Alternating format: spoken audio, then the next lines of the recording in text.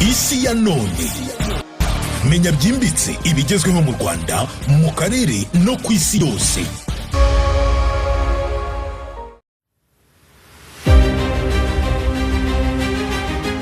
Mu gihe intambara hagati ya Leta Zunze Ubumwe za Amerika ndetse n'igihugu cya Iran irimo gukaza umurego, amagambo ya Perezida wa Leta Zunze Ubumwe za Amerika Donald Trump yongeye gutuma isi yose ikangarana. Ni amagambo atari asanzwe ku muyobozi w'igihugu gikomeye nka Leta Zunze Ubumwe za Amerika. Amagambo yuzuyemo uburakari, igitutsi ndetse n'iterabwoba rikomeye. Ese byageze he kugira ngo Trump ageraho gutuka igihugu cya Iran ku mugaragaro isi yose bireba? Ese babivuze ko iki ba nyirabyo? Ese Iran yo yatanze uwuhe mucyo kuri aya magambo Perezida wa Leta Zunze Ubumwe za Amerika Donald Trump yavuze ku gihugu cya Iran? Mbahaye ikaze, munyemerere tubyinjiremo. Nitwa Tuyisenge Chrétien, ingiye ukomeje gutega amatwi no gukurikira n'isi ya none.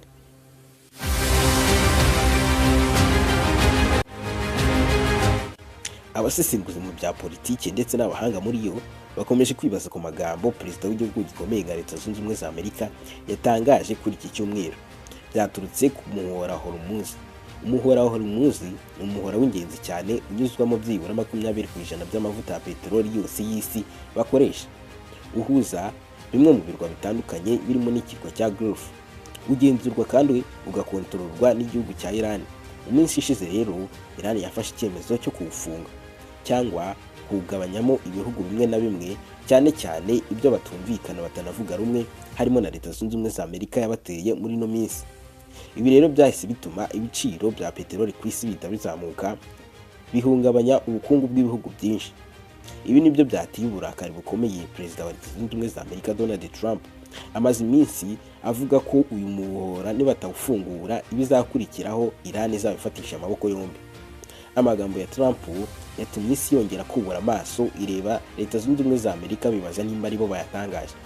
Ku itariki 5 Mata mu mwaka wa 2026, Perezida wa Leta Zunze Ubumwe za Amerika yanditse ubutumwa ku rubuga rwa Truth Social. Amagambo yavugishije benshi. Dore amagambo amwe namwe yatangaje. Yagize ati: fungura umuhora, mwabasazi mwe, bitabaye ibyo muzabona umuriro utazima ndetse utazibagirana. Nimudafungura tuzasenya amashanyarazi n'ibiraro byanyu byose ndetse n'ibikorwa remezo byanyu byose. Iyi mbwirwaruhame ya Perezida Donald Trump yerekanye ko Trump ngo ku munsi wo kuwa kabiri azasenya ibikorwa byose by'igisirikare cya Iran ndetse n'ubutegetsi bwayo. Mu magambo y'icyongereza yavuze ati: open the finger straits of Hormuz, all will be living in the heart, and the trust they will be the power plants they will burn for they destroyed. Ati nzabirimbura byose nta kabuza. Aya magambo yahise atera impaka zikomeye. Abanyepolitiki benshi muri Amerika bamunenze. Bamwe bavuga ko ari amagambo ashobora guteza intambara ikomeye. Hari n'abavuze ko gutera ibikorwa remezo by'abaturage bishobora gufatwa nk'ibyaha by'intambara. Donald Trump mu magambo ye atarajya gutera igihugu cya Iran yumvikanye inshuro nyinshi avuga ko ubutegetsi bw'igihugu cya Iran bubangamye, kandi akangurira abaturage bo mu gihugu cya Iran ko bajya kwigaragambya bagakuraho ubutegetsi bubi babangamiye. Ngo nibwo bazabona amahoro n'umudendezo bagashyira bakizana. Ariko amagambo yatangaje kuri iki cyumweru yongeye kugaragaza ko harimo ikinyuranyo cy'ibyo yatangazaga mbere. Biragaragara ko ngo Donald Trump atifuriza neza abaturage b'igihugu cya Iran nk'uko mbere yabitangazaga, ahubwo kurimbura ibikorwa remezo ndetse no gusenya ibyabafashaga mu buzima bwabo bwa buri munsi bikagaragazwa nk'urwango, nk'uko abasesenguzi benshi mu bya politiki barimo kugenda bivuga. Ese aya magambo igihugu cya Iran cyayakiriye gute? Byagenze bite? Ese bo nta kintu basubije? Reka tubyumve. Iran ntiyatinye amagambo, yakomeje gufunga cyangwa kugenzura uwo muhora nk'uko bisanzwe. Yakomeje no kurasa ku birindiro bya Leta Zunze Ubumwe za Amerika n'abafatanyabikorwa bayo, ubwo turavuga Israel. Bivuga ko Amerika iri gukora ibikorwa bibi kandi bishobora guteza akaga isi yose. Ibi byatumye igihugu cya Iran gitangaza ko Leta Zunze Ubumwe za Amerika niramuka irashe ku bikorwa remezo byayo birimo amashanyarazi ndetse n'ibindi, igihugu cya Iran kizihorera gikoresheje ibihugu bibarizwa muri aka karere. Iran bati tuzarasa ibirindiro byose bya Leta Zunze Ubumwe za Amerika bibarizwa muri aka karere, nibiba ngombwa tuzasiribanga aka karere. Intambara irushaho gukomera muri iki gihe. Ibihugu byinshi bitangira kugira impungenge z'intambara nini ishobora kwaduka vuba bidatinze. Amagambo ya perezida wa Leta Zunze Ubumwe za Amerika Donald Trump ntabwo ari amagambo asanzwe mu mateka ya diplomasi. Ni amagambo agaragaza uburakari bukabije ku cyemezo Iran yafashe cyo gufunga umuhora wa Hormuz. Icyemezo cyo gukoresha ingufu ze ku giti cye nk'umuyobozi ni ingaruka zikomeye ku mutekano w'isi. Ariko ikibazo gikomeye gisigaye ni iki: ni ukwibaza ngo ese aya magambo azarangira ari amagambo gusa cyangwa azabyara intambara irenze nyuma y'uko perezida wa Leta Zunze Ubumwe za Amerika atangaje amagambo akomeye kandi arimo ibitutsi.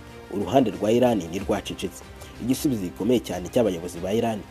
Abayobozi ba Iran barimo n'abari bafite igisirikare mu nshingano cya Iran ERGC Revolution Guard batangaje amagambo akomeye cyane. Bavuze bati ibi ni amagambo atari ku rwego rw'umuyobozi ukomeye nka Leta Zunze Ubumwe za Amerika ariwe Donald Trump, kandi ashobora guteza umuriro mu karere kose baramutse bakoze ibyo twumvise yavuze koko. Nk'uko The Guardian ibitangaza, bavuze ko amagambo ya Donald Trump ari ubuswa, mu cyongereza ngo ni foolish, kandi adashyize mu gaciro. Ubutumwa bw'igisirikare cya Iran nabwo bwahise bucicikana ku kanya. Ku ruhande rw'igisirikare cya Iran, ubutumwa bwabo bwari bukomeye cyane. Bati ntimushobora kuvugisha Iran mu rurimi rw'iterabwoba n'amatangazo ntarengwa. Ibyo ngibyo nibidukoraho. Military.com nibyo yatangaje, bivuze ko Iran itazigera yemera gutegekwa na Leta Zunze Ubumwe za Amerika mu gufungura no gufata icyemezo cyo kuba uyu muhora wa Hormuz wanyuzwamo ibicuruzwa hirya no hino, kandi ko Iran izakomeza kwirwanaho uko byagenda kose. Hari n'indi mvugo yakoreshejwe n'abasirikare n'abanyepolitiki igira iti nibatugabaho ibitero tuzafungura imiryango y'umuriro. Uko nguko niko igihugu cya Iran cyakomeje gitangaza. Ko cyakurikiye amagambo, si amagambo gusa. Iran ntiyagarukiye ku magambo gusa, yakomeje kugenzura Strait of Hormuz cyangwa se umuhora wa Hormuz. Ikindi, yakomeje ibitero bya drone ku nyungu za Amerika mu karere, igaba ibitero ku bihugu baturanye. Yerekanye ko igisirikare cyayo gifite imbaraga. Ibi byari ubutumwa busobanutse kandi bugira buti nidutinya Trump. Amagambo yagaragaje ko Iran atari umwanya wo gusubira inyuma, ahubwo yiteguye guhangana na Leta Zunze Ubumwe za Amerika kugeza ku ndunduro y'iyi ntambara.